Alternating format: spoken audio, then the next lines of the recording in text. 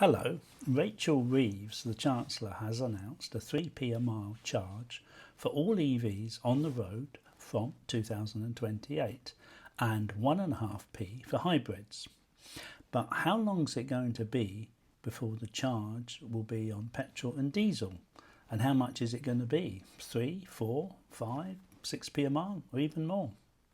And how does the 3p a mile from 2028 affect the cost of running an EV compared to a petrol or diesel car? Hello, my name is Nigel. I really do hope you can subscribe, especially if you hate EVs, and even more if you love them. Petrol heads are especially welcome. I drove petrol and diesel for 50 years, and for the last 4 years I've been driving an EV.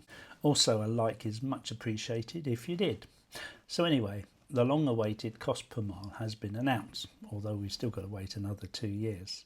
It will start in 2028. It will be 3p a mile for EVs and also 1.5p for hybrids.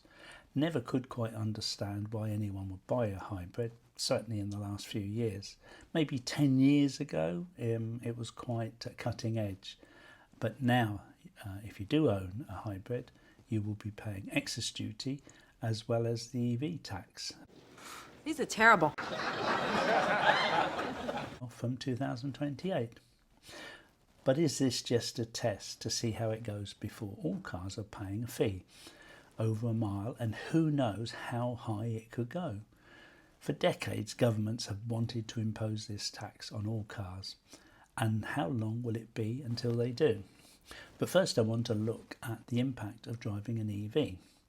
How will my costs increase driving a 2021 Tesla Model 3? So I checked my car's performance records on the touchscreen, and I've averaged 241 watts per mile in the 4 years life of the vehicle and just under 30,000 miles driven. My battery is 50 kilowatt hours and I will average 207 miles fully charged, which is plenty for me. The newer Teslas do a lot more range. So charging at home, the night rate is 8.5p a kilowatt hour, works out at 2p a mile. The daytime charge is 30p a kilowatt hour, which works out at 7.2p a mile. A Tesla supercharger is 40p a kilowatt hour, works out at 9.5p a mile. Everyone's different, but let's say you do 50% at home charging, 50% at the Tesla supercharger. That would work out at 5.7p a mile. So now let's have a look at the cost of petrol.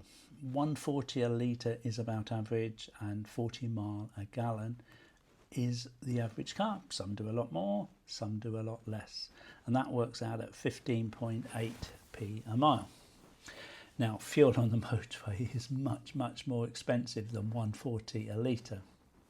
So an EV at home costs 2p a mile to charge, and it will go up 3p, that's in 2 years' time, to 5p, an increase of 3p. This compares currently to 15.8p a mile of the average petrol car. I haven't done this comparison for a long time, so I wanted to do it completely afresh. And then I looked at the excellent Richard on R. Simmons, his latest YouTube, and he came up with some very similar numbers as mine.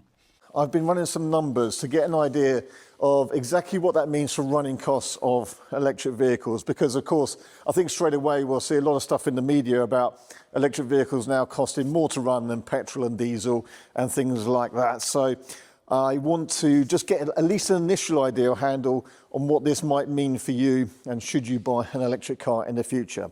Well, of course you should, because it's the right thing to do. They don't have tailpipe emissions, so it is better for the environment around us. You've got to remember that petrol and diesel cars, they do pollute, and that is a poisonous gas that they let out. I mean, people commit suicide by breathing it in. So we want to enhance.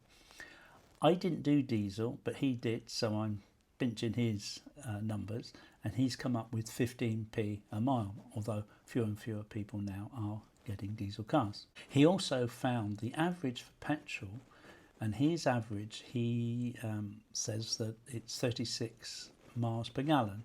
Mine was 40, so I'm probably being a little bit too generous.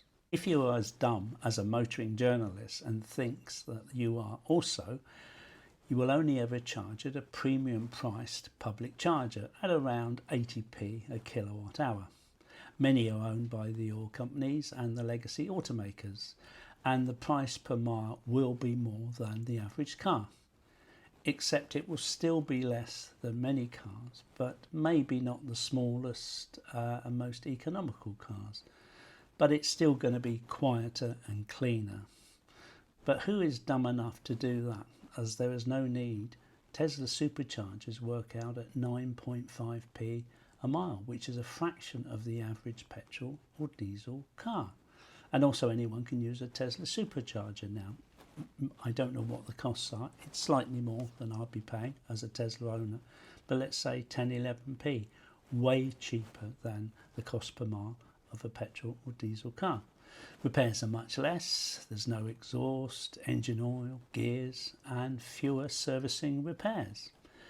The battery and drive unit have an 8-year warranty, and the vehicle warranty is for 4 years. So back to the original question. How long before all cars are paying the cost per mile? And how much is it going to be? 3, 4, 5, 6, 7, 8, 9p a mile? Please leave your comments down below. I'm really interested to know if you love electric cars, you hate them, you're a petrol head, whoever you are. And if you're thinking of buying a Tesla, there's a link there, but there's also a link down below in the comments. You can do it in any country, and there is some sort of discounted offer being offered to you, and I get a small amount as well. Likewise, if you're thinking of buying a used EV or a Tesla, then there are plenty available, and even some of the Teslas that are high mileage are offering extremely good value, and there's still 1 or 2 Model S's around that you can have free supercharging. So what is the cost of that per mile? 0 for actual running costs. So that's it. Thank you very much for watching. Hope you can subscribe and like, that would be fantastic, and I'll see you next time. Drive safely. Bye for now.